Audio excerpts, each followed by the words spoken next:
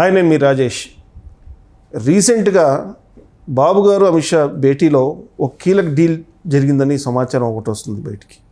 అది ఏంటి అంటే వైసీపీ రాజ్యసభ సభ్యులు ఒక నలుగురు కూటమి వైపు చూస్తున్నారు. వారు త్వరలోనే కూటమిలో జాయిన్ అయ్యడానికి మొగ్గు చూపుతున్నారనేది ఒక వార్త చక్కర్లు కొడుతుంది. అసలు ఏంది, ఆ ఎంపీలు ఎవరు, ఎంతమంది ఎంపీలు కూటమి వైపు చూస్తున్నారు ఏంటనే దానిపై పూర్తి విశ్లేషణ మనతో మాట్లాడటానికి కేవీ ప్రసాద్ గారు ఉన్నారు. నమస్తే సార్. నమస్తే అండి. ఇప్పుడు బాబు గారు భేటీ అయ్యారు అమిత్ షా గారితో. దాంట్లో కీలకంగా ఒక డీల్ కుదిరిందనేది ఒక వార్త. అది ఏంది అంటే వైసీపీ నుంచి రాజ్యసభ సభ్యులు ఒక నలుగురు కూటమి వైపు చూస్తున్నారు. వాళ్ళు ఇటుపక్క జంప్ చేయడానికి రెడీగా ఉన్నారనేది చేయటానికి మధ్యలో రాయబారంగా బాబు గారు కూడా మాట్లాడుతున్నారనేది ఒక చర్చ. అసలు ఏం జరుగుతుంది, అసలు వైసీపీ రాజ్యసభ సభ్యులు అసలు ఎటువైపు వెళ్ళబోతున్నారు మొత్తం అసలు పూర్తిగా? ఇప్పుడు ఒకటండి, ఏదైతే మీ ఇప్పుడు రాజ్యసభ ఉందో, రాజ్యసభలో మీకు ఇప్పుడు పార్లమెంట్లో రేపొద్దున ఏదైనా బిల్స్ పాస్ అవ్వాలంటే ఏదైతే ఎగువ సభ రాజ్యసభ ఉందో, రాజ్యసభలో మీకు మ్యాజిక్ ఫిగర్ కావాలి. ఇప్పుడు ప్రస్తుతం మొన్న ఏంటంటే 245 స్థానాలకి 225 స్థానాలు వచ్చి బీజేపీ బొటాబొటీగా బయటపడింది. ఈ రోజున ఇటు నితీష్ గవర్నమెంట్ మీద, బీజేడీ మీద, ఇటు టీడీపీ కూటమి మీదే ప్రధానంగా ఆధారపడి ఈ రోజున సెంట్రల్లో ఎన్డీఏ గవర్నమెంట్ మనుగడ సాగిస్తుంది. సో ఈ ఏదైనా మీకు ఇంపార్టెంట్ బిల్స్ పాస్ అవ్వాలంటే ఎగువ సభలో, సో మీకు ఆ మ్యాజిక్ ఫిగర్ అనేది 113 స్థానాలు కావాలి. ఓటింగ్ పడాలి కదా, ఓటింగ్ పడాలి. ప్రస్తుతానికి కొంతమంది ఈ మధ్య రిటైర్మెంట్ జరుగుతుందో ఆల్మోస్ట్ 26 సభ్యులు వాళ్ళ పదవీ కాలం ముగిసిపోయింది. సో దీనివల్ల ఏంటంటే ప్రస్తుతానికి ఆ యొక్క స్ట్రెంగ్త్ వచ్చి బీజేపీకి ఇండివిజువల్గా తీసుకుంటే మీరు ఓన్లీ 86 స్థానాలు మాత్రమే ఉన్నాయి. సో ఓవరాల్గా మీకు ఎన్డీఏ కూటమికి తీసుకుంటే ఇటు బీజేడీ కానీ లేకపోతే ఇప్పుడు ఏడీఎంకే కానీ ఇవి కొన్ని తీసుకుంటే మీకు ఏమవుతుందంటే 101 వస్తుంది ఫిగరు. అంటే ఈ రోజున హయ్యెస్ట్ అంటే రాజ్యసభలో అత్యధికంగా రాజ్యసభ స్థానాలు ఉన్న సింగిల్ లార్జెస్ట్ పార్టీ కేవలం వైసీపీ మాత్రమే. సో వాళ్ళ దగ్గర 11 స్థానాలు ఉన్నాయి.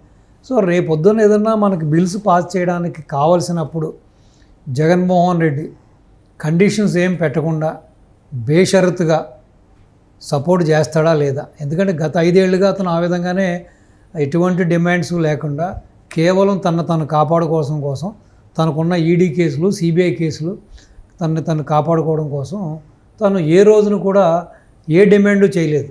ఎన్నో వాగ్దానాలు చేశాడు ప్రజలకి, ఎన్నో మాయమాటలు చెప్పాడు. అధికారంలోకి వచ్చాడు, ప్రత్యేక హోదా తీసుకొస్తా అన్నాడు, తర్వాత కేంద్రం మెడల్ వంచుతా అన్నాడు, సో రాష్ట్రాన్ని స్వర్గం చేపిస్తానన్నాడు, అది చేస్తాను ఇది చేస్తాను, మాయమాటలు చెప్పాడు. కానీ ఏ రోజును కూడా అతను ఏ రోజు ఢిల్లీకి వెళ్ళినా కూడా కేవలం తన వ్యక్తిగత సమస్యల గురించి కానీ, తన వ్యక్తిగతంగా తనకున్న కేసుల విషయంలో గురించి కానీ, లేకపోతే అవినాష్ రెడ్డి యొక్క చిన్నాయన ఆ హత్య కేసు గురించి కానీ, వివేకానంద రెడ్డి గారి హత్య కేసులో అక్కడ సిబిఐ దూకుడు పెంచింది కాబట్టి, సిబిఐ వచ్చి అరెస్ట్ చేసే దిశగా వెళ్తుంది కాబట్టి దాన్ని నీరుగార్చడం కోసం, తన బెయిల్ రద్దు అవ్వకుండా ఉండడం కోసం ఈ 10 ఏళ్ళు ఏ విధంగా వ్యవస్థలు మేనేజ్ చేశాడు, ఏ విధంగా సెంట్రల్లో ఉన్న పెద్దల అండదండలతో మనుగడ సాగించాడో మనం క్లియర్గా చూసాం. ఈవెన్ తన దగ్గరున్న ఎంపీలు కూడా అన్న మనం ఆ రోజున అది చేద్దాం ఇది చేద్దామన్నో, ప్రత్యేక రైల్వే జోన్ కోసం చేద్దామన్నో, దానికోసం పోరాడదామన్నో, దీనికోసం పోరాడదామన్నో చెప్పినప్పుడు కూడా అరే నాయన నోరు మూసు కూర్చోండ్రా, మీరు గట్టిగా ఈ విధంగా మీరు ఏదైనా ప్రశ్నిస్తే రేపొద్దున ఫస్ట్ నా బెయిల్ రద్దు అవుతుంది, నన్ను తీసుకెళ్ళి బొక్కలో వేస్తారు కాబట్టి మీరు నన్ను లోపలికి పంపించిన ఆలోచనలో ఉన్నారా, లేకపోతే నిజంగానే రాష్ట్ర శ్రేయస్ కోసం ఆలోచిస్తున్నారా? అటువంటి ఏం పెట్టుకోకండి, మనం కామ్గా మన పనులు మనం చేసుకుందాం, మీ పనులు మీరు చేసుకోవడం ఏ రోజును కూడా వాళ్ళ ఎంపీలను కూడా ఇతను ఎంకరేజ్ చేయలే. సో గళం విప్పుతా ఉన్నా కూడా వాళ్ళ యొక్క గొంతులను కూడా కట్టేశాడు ఇతను. సో ఈ రోజున మళ్ళీ అదే వైఖరి చేస్తాడా లేదా? సో ఎలాగో అవి ఫ్రీజర్లోనే ఉన్నాయి, ఇతనికి సంబంధించిన ఈడీ కేసులు కానీ, సిబిఐ కేసులు కానీ వాళ్ళు ఫ్రీజర్లోనే పెట్టారు, కానీ వాటిని ఏమీ మాఫీ చేయలేదు, వాటిని మటుమాయం చేయలేదు. వాళ్ళకి తెలుసు, సెంటర్లో ఉన్న పెద్దలకు కూడా తెలుసు ఎప్పటికైనా వీడు ప్రమాదకారే కాబట్టి వీడు ఎప్పుడు కూడా వీడు జుట్టు మన చేతిలో పెట్టుకుని మన వ్యవహారాలు చక్క పెట్టుకున్న రీతిలోనే వాళ్ళు ఎన్ని సహాయ సహకారాలు అందించినా కూడా, వీడు అడిగినప్పుడల్లా డబ్బులు ఇచ్చినా కూడా కేంద్రం నుంచి ఫండ్స్ ఇచ్చారు, అన్నీ ఇచ్చారు. వీడు ఎన్ని అవినీతి పనులు చేసినా కూడా వీడిని ప్రశ్నించలేదు, వీడిని శిక్షించలేదు, వీడిని మందలించలేదు. కేవలం ఏదో విధంగా ఇతనికి సహాయ సహకారాలు అందించారు. కానీ ఈ రోజున పరిస్థితులు మారినాయి. ఈ రోజున పూర్తిగా ఇక్కడ భిన్నంగా ఉంది. మద్దతు తీసుకునే కంటే కూడా వాళ్ళు డైరెక్ట్గా తీసుకుంటే అసలు ఎటువంటి సమస్య ఉండదు కదా, ఆ ఉద్దేశంతోనే. అసలు వేచి చూద్దాం, వీడు బేషరతుగా సపోర్ట్ చేస్తాడా లేకపోతే ఏమైనా డిమాండ్స్ పెడతాడా ఏంటనేది చూద్దాం. అది కాకుండా కూడా ఏంటంటే, ఎవరైతే ఇప్పుడు వైసీపీ రాజ్యసభ సభ్యులు ఉన్నారో దాంట్లో బాబు గారికి సుపరిచితులు ప్లస్ టీడీపీ నుంచి అటు వెళ్ళిన వాళ్ళు కొంతమంది ఉన్నారు. ఇప్పుడు మనం అనుకుంటే బేదా మస్తానరావు కానీ లేకపోతే ఆర్ కృష్ణయ్య కానీ, ఆర్ కృష్ణయ్యని తీసుకుంటే ఒకప్పుడు ఇక్కడ టీడీపీ ముఖ్యమంత్రి అభ్యర్థిగా బీసీ క్యాండిడేట్ కాబట్టి ఆయన అనౌన్స్ చేయడం కూడా జరిగింది. తర్వాత కొన్ని కారణాల వలన ఆయనకి అటు రాజ్యసభ రావడం, అటు వెళ్ళడం జరిగింది. సో వాళ్ళందరూ కూడా ఇటు బాబు గారి వైపు మొగ్గు చూపుతున్నారని, ఇటు బాబు గారితో లోకేష్ బాబు గారితో టచ్లో ఉన్నారని, ఇటు ఎస్పెషల్లీ బీజేపీ కన్నా టీడీపీ వైపే రావడానికి వాళ్ళు మొగ్గు చూపుతున్నారని. ఎందుకంటే రాష్ట్రంలో మెయిన్గా టీడీపీ ప్రభుత్వమే అధికారంలో ఉంది కాబట్టి, సో టీడీపీతో అంటగాగితే రేపొద్దున వాళ్ళ స్వప్రయోజనాలు కానీ వాళ్ళ వ్యాపార వ్యవహారాలు ఇంకెంతమంది ఉన్నారు, వీళ్ళిద్దరు కాకుండా ఇంకెంతమంది ఉన్నారు, వీళ్ళు కాకుండా ఇంకొక ఇద్దరు పేర్లు కూడా బయటకు వస్తున్నాయి. సో మొత్తం మీద నలుగురు అయితే టచ్లో ఉన్నారని వస్తుంది. సో ఈ ప్రస్తావన కూడా బాబు గారు అమిత్ షాతో చెప్పడం జరిగింది. మీరేం వర్రీ అవ్వద్దు, మీరు కంగారు పడద్దు. సో డెఫినెట్గా ఆల్రెడీ నలుగురు నాతో టచ్లో ఉన్నారు. సో మిగతా వాళ్ళు కూడా ఏ విధంగా రావాలి ఏంటన్నది దాని విషయం కూడా మనం ఆలోచిద్దాం అని చెప్పి, సో దీని గురించి పెద్దగా మీరు ఐరణ పడద్దని చెప్పినట్టుగా కూడా ఒక బోగడతా ఒక స్పెక్యులేషన్ నడుస్తూ ఉంది. సో ఏదేమైనా కూడా ఇప్పుడు కేంద్రంలో వాళ్ళకి బాగా తెలుసు, ఒకటి వీళ్ళందరినీ కూడా విలీనం చేసుకుంటారా, పూర్తిగా ఏదైతే ఈ రాజ్యసభ సభ్యులు ఉన్నారో వీళ్ళందరినీ కూడా ఇటు ఎన్డీఏ కూటమిలో విలీనం చేసుకుంటారా, లేక వాళ్ళగానే వాలంటరీగా వచ్చి ఇటు బీజేపీలో జాయిన్ అవుతారా, లేకపోతే జనసేనలో జాయిన్ అవుతారా, లేకపోతే టీడీపీలో జాయిన్ అవుతారా. ఆల్రెడీ టీడీపీ అయిపోతే నలుగురు మొగ్గు చూపుతున్నారు. సో ఈ 11 out of 4 ఈ నలుగురు పోతే ఇంకెంతమంది ఉంటారు, 7 ఉంటారు. ఆ 7 ఎటువైపు మొగ్గు చూపుతున్నారు అన్నది మనం వెయిట్ అండ్ సీ.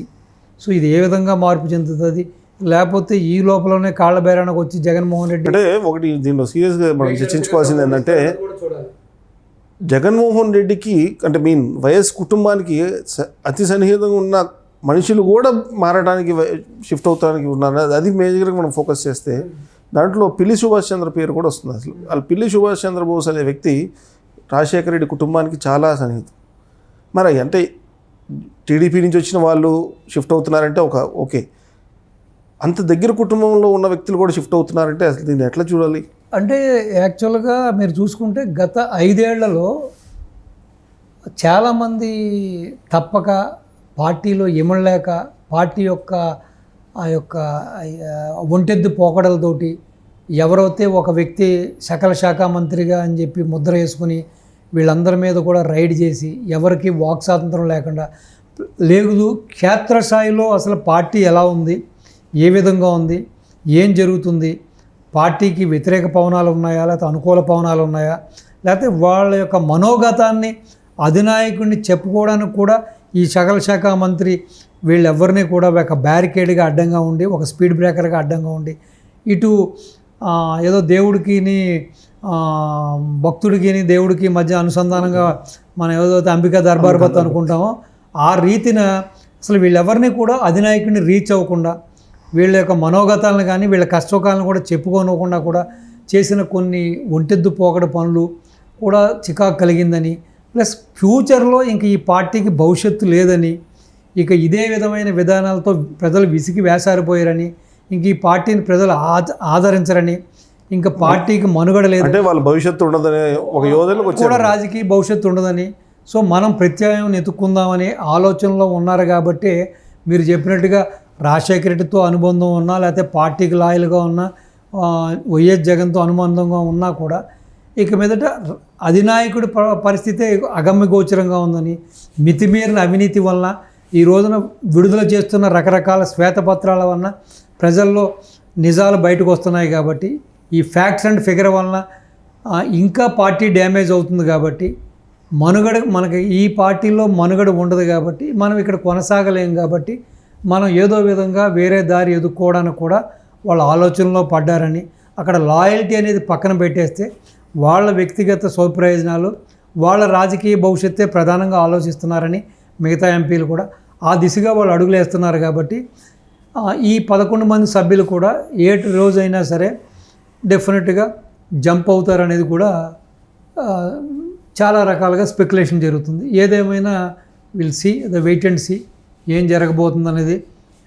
డెఫినెట్గా ఇటు రాజ్యసభలో కూడా పూర్తిగా వాళ్ళ యొక్క ప్రాబల్యం పోయేలాగానే ఉంది. Okay thank you. నమస్తే.